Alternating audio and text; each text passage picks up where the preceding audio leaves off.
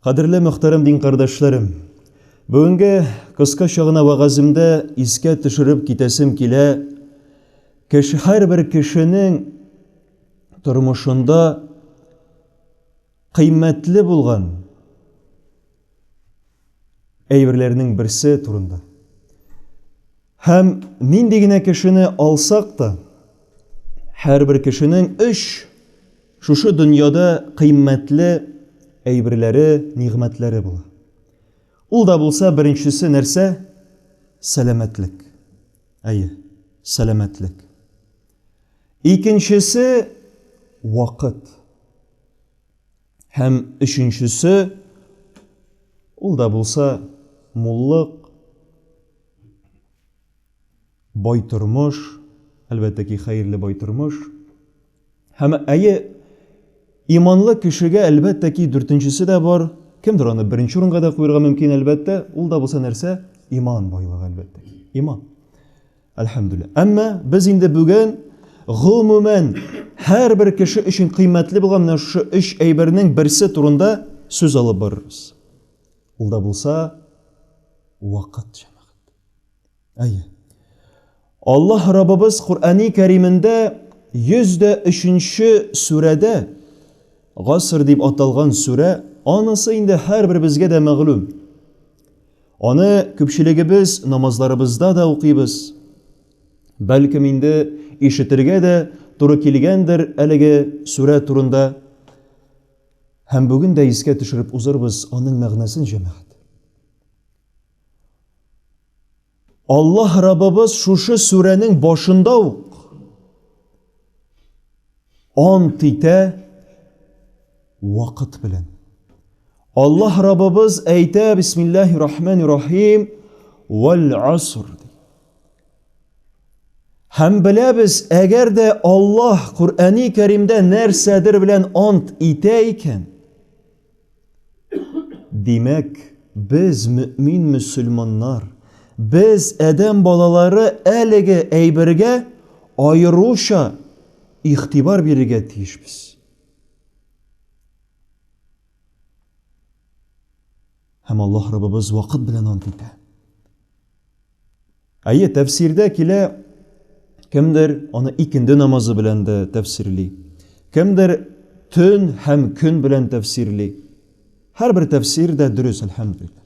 Әмма гомумән әйткәндә, гасырлар вакыт белән ант итә Аллаһ Раббыбыз. Ни өчен соң, җәмәгать? Шуннан да, җәмәгать, вакыт ул шундый әйбер, кайсысы артмый. Аның арта торган сыйфаты юк. Аның бар кире сыйфаты кими торган. Кими торган. Һәр көнне,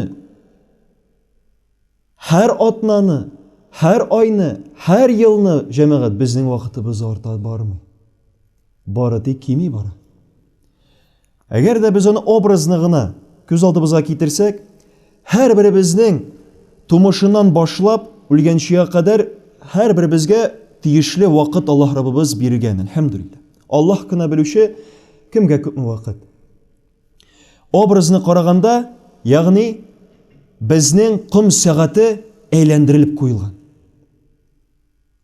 Безнең тормышыбызның менә шу вакыты, сәгатьләре ком сәгате кебек әйләндерелеп куелган.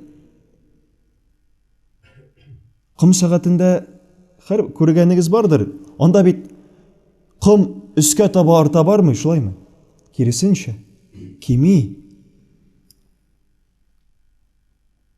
Менә, җәмәгать, шулай безнең дә тормышыбыз һәр көнне ничек комның менә шушы кечкенә ташчыклары төшеп барган сайын, кимегән сайын, безнең дә менә шулай көннәребез кими бара, җәмәгать. Кыйла бара. Субханаллах. Һәм Аллаһ Раббыбыз дәвам итеп әйтә: вал аср, иннал инсана лафи хуср. Хакыйкатьтә һәрбер кеше хәсрәттә. Хәсрәттә.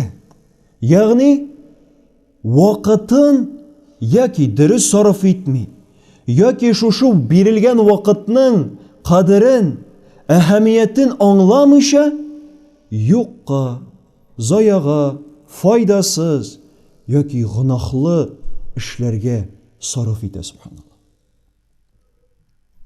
Күпчелек кешенең халәте шундый. Субханаллах. Күпчелек кеше вакытны дөрес сарыф итә белми, аңламый. Аннан соң тик аптырап йөри, эй, вакыт җитми моңарга, эй, вакыт җитми тиңәргә. Картлык көненә ирешкәч, эй, кара, күпме вакытым узды.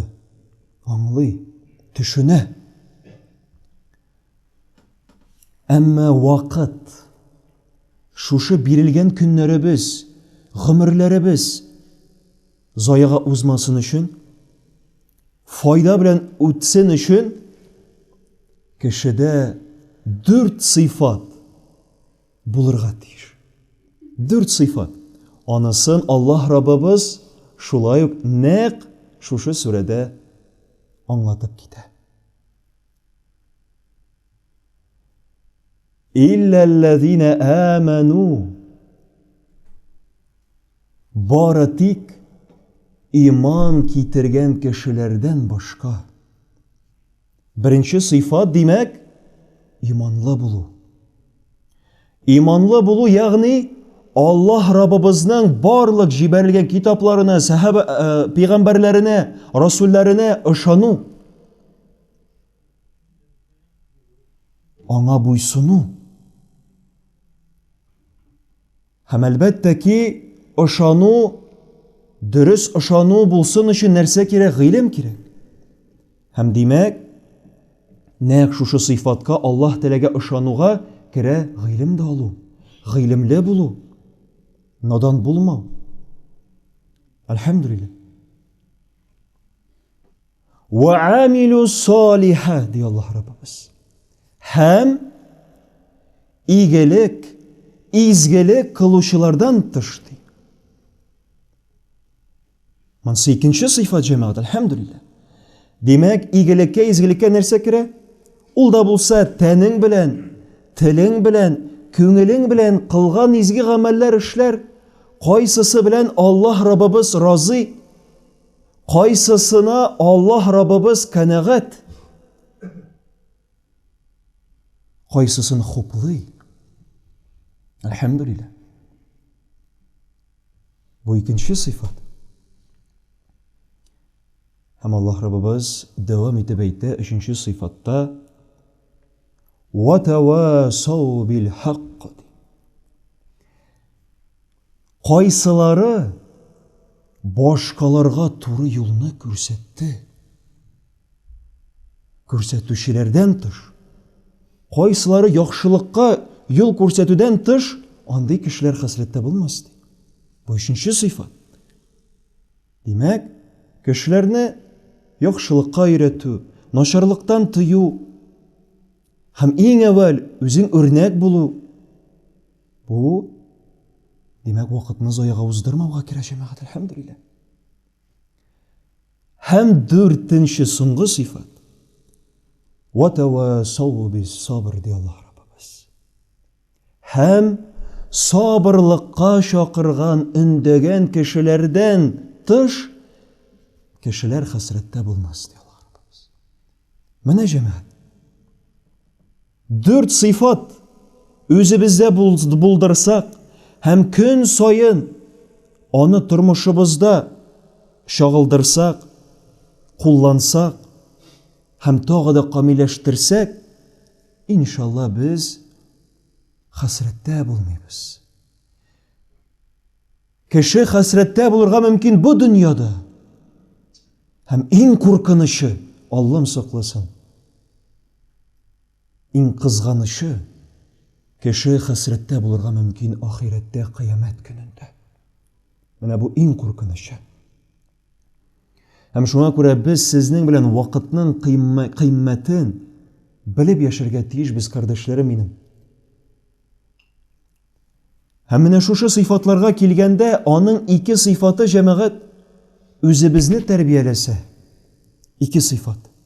Башлангыч сыйфаты, беренче һәм икенче сыйфат.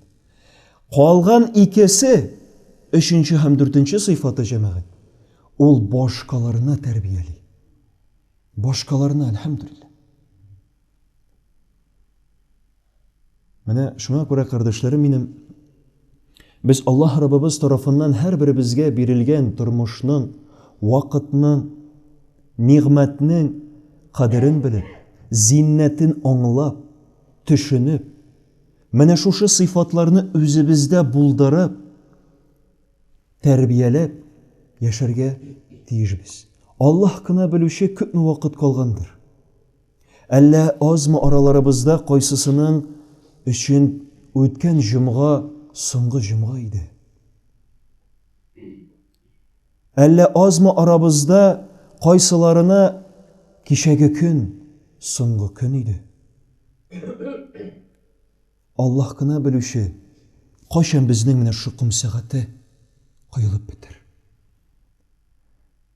Шуңа күрә Аллаһ Раббыбыз һәрберебезгә дә насыйп иләсен, шушы биргән тормышның, Аллаһ Раббыбыз биргән вакытның кадеренә төшенеп, шушы вакытны дөрес кулланып, яшәргә үзебезгә дә, гаилә әһелләренә дә, безнең балаларыбызга да хәерле тормышлар насыйп иләсен.